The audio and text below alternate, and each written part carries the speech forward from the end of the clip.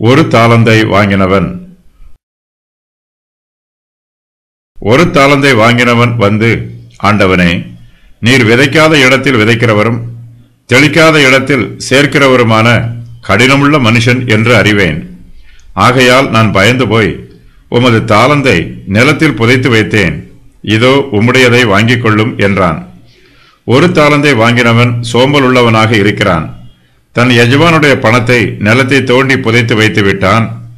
தன்னுடைய தவறான செய்கைக்கு எஜமானிடம் சாக்கு போக்கு கூறுகிறான்.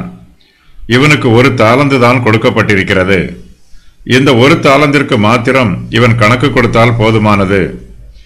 தேவன் நமக்கு கொடுத்ததற்கு மாத்திரமே நம்மிடம் கணக்கு கேட்பார். நமக்கு கொடுத்ததற்கு அதிகமாக நாம் கணக்கு ஒப்புவிக்க வேண்டும் என்று எதிர்பார்க்க மாட்டார்.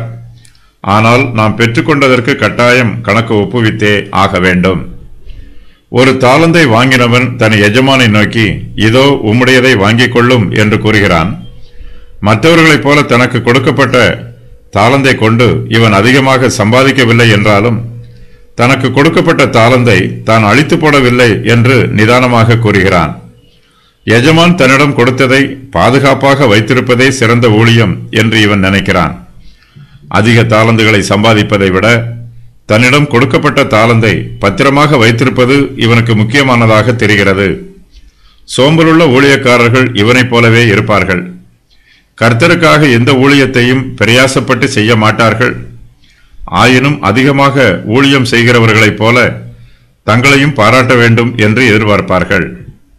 ஒரு தாலந்தை வாங்கினவன் எஜமானிடம் வந்து, இதோ உம்முடையதை வாங்கிக் கொள்ளும் என்று கணக்கு ஒப்புவிக்கிறான். இவ்வாறு கணக்கு ஒப்புவித்தால் போதுமானது என்று நினைக்கிறான். கர்த்தருடைய பிள்ளைகளில் அநேகர் இப்படித்தான் கர்த்தருக்கு கணக்கு ஒப்புவிக்கிறார்கள். இந்த பூமியில் கர்த்தருக்காக எந்த ஊழியமும் செய்யாவிட்டாலும் பரலோகத்தின் மேன்மை தங்களுக்கு கிடைக்கும் என்று ஆவலோடு எதிர்பார்க்கிறார்கள்.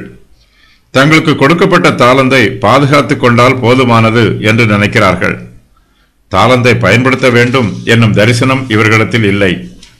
தேவன் தங்களிடம் எதையும் எதிர்பார்க்கவில்லை என்று இவர்கள் தவறாக நினைக்கிறார்கள். தன் எஜமான் கொடுத்த ஒரு தாலந்தை இவன் நிலத்தை தோண்டி புதைத்து வைத்திருக்கிறான். தனக்கு கொடுக்கப்பட்ட தாலந்தை தான் தவறாக பயன்படுத்தவில்லை என்றும் அதை திருடிக்கொண்டு வேறு எங்கும் ஓடிவிடவில்லை என்றும் அதை பாதுகாப்பாக வைத்திருப்பதாகவும் தன் எஜமானிடம் கூறுகிறான். இதற்காக தன் எஜமான் தன்னை பாராட்ட வேண்டும் என்றும் எதிர்பார்க்கிறான். தான் புதைத்து வைத்திருந்த தாலந்தையும் மறுபடியும் தோண்டி எடுத்து தன் எஜமானிடம் திரும்ப கொடுக்கிறான். ஒரு தாலந்தை வாங்கினவன் பொல்லாதவனும் சோம்பலுமாக இருந்தாலும் தன்னுடைய சோம்பல் தனத்தை நியாயப்படுத்துகிறான். நீர் கடினமுள்ள மனுஷன் என்று அறிவேன். ஆகையால் நான் பயந்து போனேன் என்று தன் பயத்தை வெளிப்படுத்துகிறான். பக்தி உள்ளவர்கள் தேவனை பற்றி சிந்திக்கும் போது அவருடைய அன்பே அவர்களுக்கு பிரதானமாக வெளிப்படும்.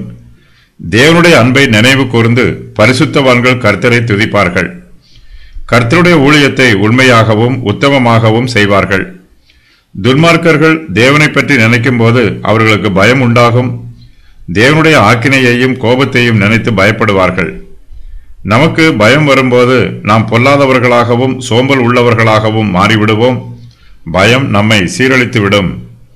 ஒரு தாலந்தை வாங்கினவன் தன் எஜமானை பற்றி அவர் கடினமுள்ள மனுஷன் என்று அறிந்து வைத்திருந்தான். தான் பெற்றுக்கொண்ட தாலந்தை மேலும் அதிகமாக சம்பாதிக்காமல் நிலத்தில் புதைத்து வைத்ததற்கு காரணம் கூறுகிறான். தன் எஜமான் கடினமுள்ள மனுஷன் என்று இவன் எப்படி அறிந்து கொண்டான் என்று தெரியவில்லை. கர்த்தருடைய ஊழியக்காரர்களில் சிலர் ஒரு ஊழியமும் செய்யாமல் இவனைப் போலவே சாக்கு போக்கு கூறுகிறார்கள். கர்த்தரை கடினம் உள்ளவர் என்று அறிவிக்கிறார்கள். இந்த உலகம் முழுவதும் அவரை நல்லவர் என்றும் அன்புள்ளவர் என்றும் கிருபை உள்ளவர் என்றும் இரக்கமுள்ளவர் என்றும் அறிந்திருக்கும் போது அவருடைய சத்துருக்கள் மாத்திரம் அவரை கடினமுள்ளவர் என்று அறிந்திருக்கிறார்கள். இந்த பூமி கர்த்தருடைய நன்மையினால் நிறைந்திருக்கிறது. இவர் கடினமுள்ளவர் அல்ல. இவர் விதைக்காத இடத்தில் அறுக்கிறவர் அல்ல.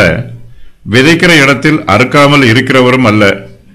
விதைத்ததை அறுப்பதற்காக இயற்கையின் மூலமாக பல பராமரிப்புகளை கொடுக்கிறார். சூரியனை உதிக்கச் செய்து வெளிச்சத்தை கொடுக்கிறார். மழையை பெய்யச் செய்து தண்ணீரை கொடுக்கிறார். பட்சபாதம் இல்லாமல் நல்லோர் மீதும் பொல்லோர் மீதும் தம்முடைய மழையை பெய்யச் செய்கிறார். மனுஷருடைய இருதயங்களை சந்தோஷத்தினாலும் நன்மையினாலும் நிரப்புகிறார். துன்மார்க்கர்கள் தங்களுடைய பாவங்களை அங்கீகரிப்பதில்லை. தேவனுடைய கிருபையை புறக்கணித்துவிட்டு பாவத்தில் ஜீவிக்கிறார்கள். பாவமும் அழிவும் இவர்களுடைய வாசற்படியில் படுத்திருக்கும் போது தங்கள் மீது வந்திருக்கும் சாபத்திற்கு தேவனை குறை கூறுகிறார்கள். நாம் அழிந்து போனால் நமது சுய பாவமே நமது அழிவுக்கு காரணமாக இருக்கும். நம்முடைய அழிவுக்கு தேவனை ஒருபோதும் காரணமாக கூற முடியாது. ஒரு தாளந்தை வாங்கினவன் தான் பயந்து போனதாக கூறுகிறான். பயப்படுவது அடிமைத்தனத்தின் ஆவி. தேவனிடத்தில் பக்தி இல்லாதவர்களும் அன்பு கூறாதவர்களும் தேவன் கடினமுள்ளவர் என்று தவறாக நினைத்து அவருக்கு பயப்படுவார்கள். தேவனை பற்றி தவறான எண்ணம் உடையவர்கள் அவரை விட்டு விலகியே இருப்பார்கள். பயப்படுகிறவர்கள் கர்த்தருக்கு உண்மையாக ஊழியம் செய்ய மாட்டார்கள்.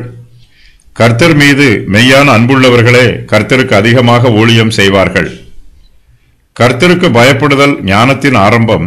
ஆனால் ஒரு தாளந்தை வாங்கினவனுடைய பயம் அவனுடைய பொல்லாத குணத்தினாலும் சோம்பல் தனத்தினாலும் வந்திருக்கிறது. ஊழியக்காரன் தன் எஜமானை குற்றப்படுத்துகிறான். தனது சோம்பர்தனத்தை கண்டுகொள்ளாமல் விட்டுவிடுமாறு கூறுகிறான். சோம்பேறி மற்றவர்களை குறித்து இப்படித்தான் நினைக்கிறான். மற்றவர்கள் எல்லாம் திறமைசாலிகள், ஆகையினால் அவர்களுக்கு எல்லா காரியமும் கைகூடி வருகிறது. வாழ்வில் வளம் பெறுகிறார்கள். ஆனால் தான் மட்டும் ஒன்றும் இல்லாதவனாக இருப்பதாக நினைக்கிறான்.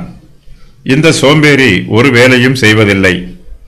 சோம்பேறி பயப்படுவான், எந்த முயற்சியும் எடுக்க மாட்டான். ஏதாவது புதிதாக ஒன்றை செய்தால் நஷ்டம் வருமோ என்று பயந்து ஒன்றுமே செய்ய மாட்டான்.